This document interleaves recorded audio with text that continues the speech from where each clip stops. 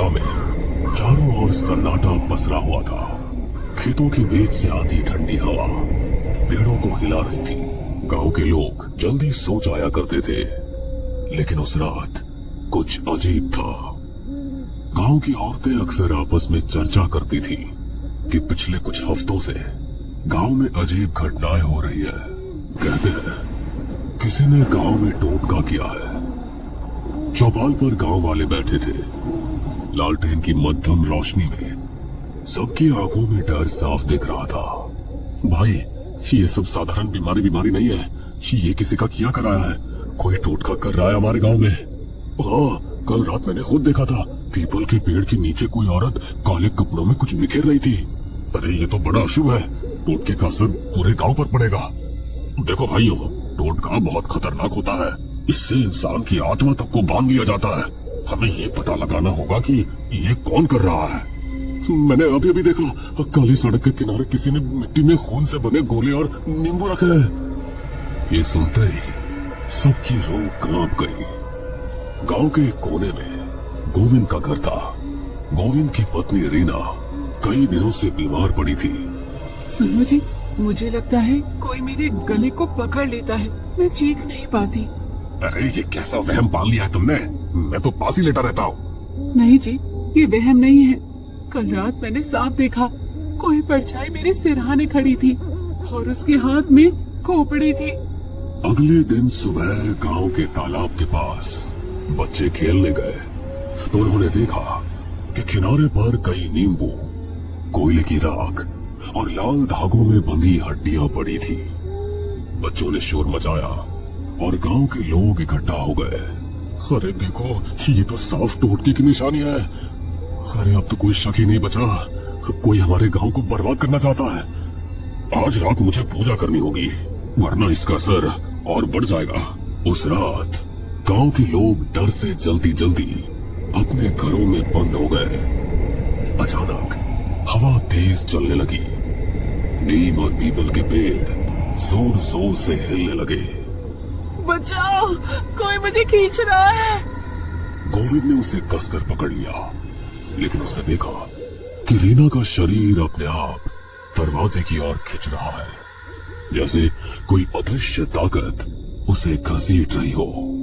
पंडित जी, कोई जल्दी आइए, रीना को बचाइए। गोविंद की चीख सुनकर आधी रात में गांव के कई लोग दौड़े आए। रीना जमीन पर तड़प रही थी। उसके हाथ पांव ऐंठ रहे थे, आंखें उलट चुकी थी। हे भगवान, ये औरत तो भूत प्रेत से ग्रसित लगती है। नहीं, ये सब उसी टोटके का असर है। पंडित तुरंत मंत्र पढ़ते हुए कमरे में आए। इसे कसकर पकड़ लो, किसी भी हालत में इसे बाहर मत जाने देना। गोविंद और दो गांव वालों ने रीना को कसकर पकड़ा। पंडित जी ने मंत्रोच्चारण शुरू किया। अचानक लालटेन की लौ जोर से कांपने लगी। छोड़ दो इसे, ये अब मेरी है, कोई नहीं बचा सकता इसे। इसी बीच गांव के चौकीदार ने बताया कि उसने कई बार रात को काली साड़ी पहने एक औरत को पीपल के पेड़ के नीचे देखा है। मैंने देखा, वो औरत राख और नींबू से गोला बनाती है और उसमें हड्डियां गाड़ देती है। लेकिन कौन हो सकती है वो? सुना है पास वाले गांव की जगनी चाची टूनी टोकी कर दी है। कहीं वही तो नहीं? हो सकता है, लेकिन बिना सबूत किसी पर इल्जाम मत लगाओ। हमें खुद जाकर देखना होगा। उस रात पंडित जी, गोविंद, रामलाल और कपूर, 4 लोग लालटेन लेकर पीपल के पेड़ की ओर निकले। हवा में अजीब सी गंध थी, जैसे किसी ने जानवर की बलि दी हो। पेड़ के नीचे पहुंचते ही सबके कदम रुक गए। जमीन पर राख, नींबू और खून से बनी आकृतियां पड़ी थी और बासी मिट्टी में गड़ी एक मिट्टी की गुड़िया मिली, जिसमें रीना का नाम लिखा हुआ था। ये तो मेरी बीवी का नाम है।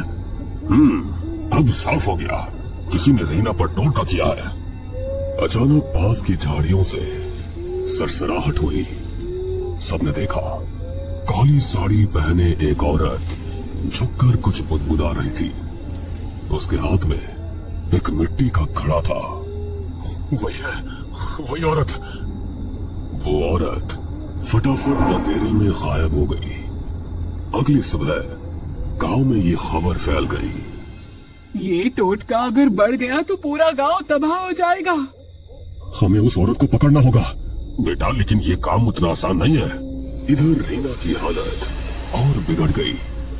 वो कई बार अपने आप घर से बाहर निकलने लगती, जैसे कोई अदृश्य ताकत उसे बुला रही हो।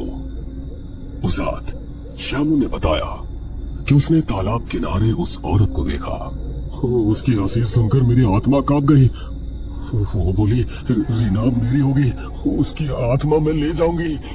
लोगों को अजीब परछाइयां दिखाई देने लगी थी। पंडित शंकर दयाल ने चौपाल पर सबको इकट्ठा करके कहा, सब लोग मेरी बात ध्यान से सुनो। इस गांव पर काले जादू का साया है। पर पंडित जी, हमें क्या करना होगा? हमें उस औरत को पकड़ना होगा जो टोटका कर रही है। लेकिन याद रखना, उसकी नजर से मिलते ही आदमी पागल भी हो सकता है। इधर रीना की हालत बहुत खराब हो गई। उसका शरीर दिन ब दिन कमजोर होता जा रहा था। उसके चेहरे पर अजीब किस्म के निशान उभरने लगे। कभी वो पागलों की तरह हंसती तो कभी जोर जोर से रोती। तुम सब नहीं बचा पाओगे मुझे, मैं तो उसी की हूँ, वो मुझे बुला रही है। गोविंद डर कर पीछे हट गया। हे भगवान, मेरी बीवी को बचा लो। उस रात चौकीदार ने फिर काली साड़ी वाली औरत को देखा। उसने तुरंत गांव वालों को खबर दी।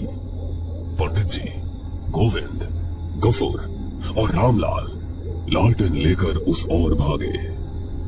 तालाब के किनारे चांदनी रात में वो औरत खड़ी थी। उसके हाथ में मिट्टी का घड़ा। वो अजीब मंत्र पढ़ रही थी। अरे पापिन, ये क्या कर रही है तू? औरत ने धीरे धीरे मुड़कर उनकी ओर देखा। उसकी आंखें लाल थी। उसके होठों से खून टपक रहा था। आ गए तुम सब। जिसे बचाना चाहते हो उसे तो मैं पहले ही बांध चुकी हूँ। अब कोई नहीं छुड़ा सकता। तू कौन है? तुम्हारी रीना, उसकी किस्मत मैंने लिख दी है। उसके जीवन की डोर अब मेरे हाथ में है। अपना नाम बता, वरना अग्नि देवता की सौगंध खाकर कहता हूँ, तुझे मैं यहीं जलाकर भस्म कर दूंगा। मेरा नाम जगनी है। हाँ, वही जगनी जिसका तुम सब ने तिरस्कार किया था। ये तो वही है। हाँ, तुम सब ने मुझे अपशकुनी कहकर निकाल दिया, मेरे बच्चों को भूख से मरने दिया। अब मैं एक एक से बदला लूंगी। और रीना, वो मेरे टोटके की पहली शिकार है। जगनी ने अचानक अपने घड़े से काला तरल जमीन पर फेंका। अचानक हवा तेज हो गई। काले धुएं से चारों तरफ अंधेरा छा गया। उसी वक्त रीना अचानक अपने घर से निकलकर भागती हुई वहां पहुंच गई। उसकी आंखें सफेद थी, चेहरा काला पड़ चुका था। माँ, मैं आ गई।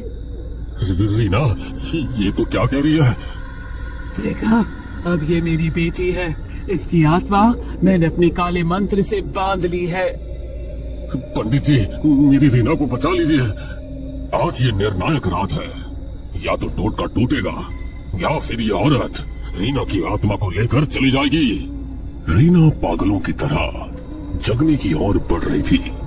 अरे दुष्टा, तेरे सारे टोटके मेरी मंत्र शक्ति के सामने टिक नहीं पाएंगे। उन्होंने हाथ में गंगा जल की शीशी उठाई और चारों ओर छिड़कने लगे। तू मुझे नहीं रोक पाएगा। जगनी ने अपना खून जमीन पर टपकाया। उसी पल काले धुएं से 3 काले साए निकलकर वहां घूमने लगे। उनकी आंखें अंगारों जैसी लाल थी। ये तो प्रेत है। पंडित जी, हमें बचाइए। मैं अब इंसान नहीं, मैं अब उसकी हूँ। रीना, रीना, होश में आओ, मैं तुम्हारा पति हूँ। रीना ने अचानक उसे जमीन पर गिरा दिया। पंडित जी, बचाइए। पंडित जी ने तुरंत अपने आसन पर बैठकर मंत्र का जाप शुरू कर दिया।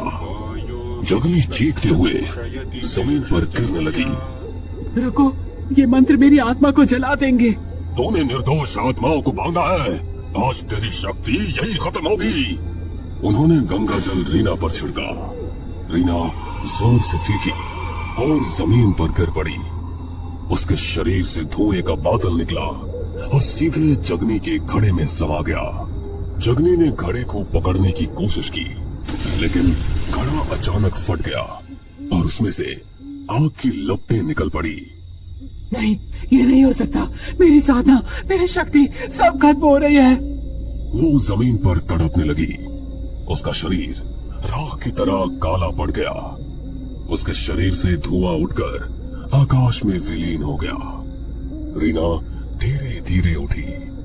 उसकी सांसें सामान्य हो चुकी थी। गोविंद, क्या हुआ था मुझे? अब सब ठीक है रीना, वो दुष्टा औरत चली गई। हाँ, लेकिन याद रखो, ऐसे टोटके का असर जल्दी खत्म नहीं होता। हमें पूरे गांव की शुद्धि करनी होगी, तभी जाकर ये बुरा साया हटेगा।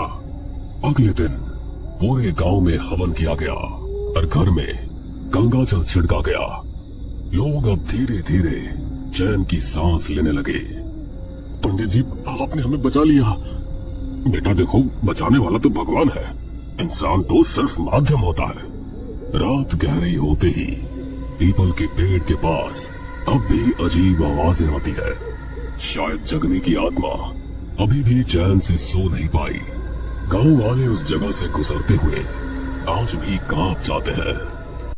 हमें पूरा यकीन है दोस्तों कि आप लोगों को ये कहानी जरूर पसंद आई होगी।